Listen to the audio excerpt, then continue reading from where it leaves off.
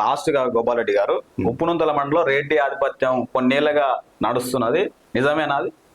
రెడ్డి ఆధిపత్యం అంటే మొదటి నుంచి మీరు కమ్యూనిస్ట్ భావజన కలిగిన వ్యక్తిగా మాట్లాడండి, రెడ్డి ఆధిపత్యం కాకుండా.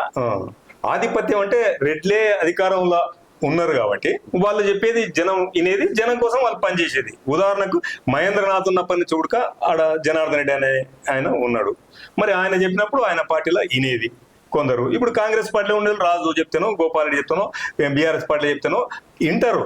కానీ వీళ్ళు చెప్పేదే వేదం అనే విధంగా మాత్రం జనాలు ఈనాడు లేరు. అంటే ఉన్న 8 మండలాలు చూసుకుంటే ఒక ఉప్పునుంతల రెడ్డి ఆధిపత్యం ఎక్కువ ఉంటుంది, రెడ్డిలు ఏది చెప్తే రెడ్డి ఆధిపత్యం ఎక్కువ ఉంటుంది అన్నదానికి కారణం ఏంటంటే అది అపోహ కూడా.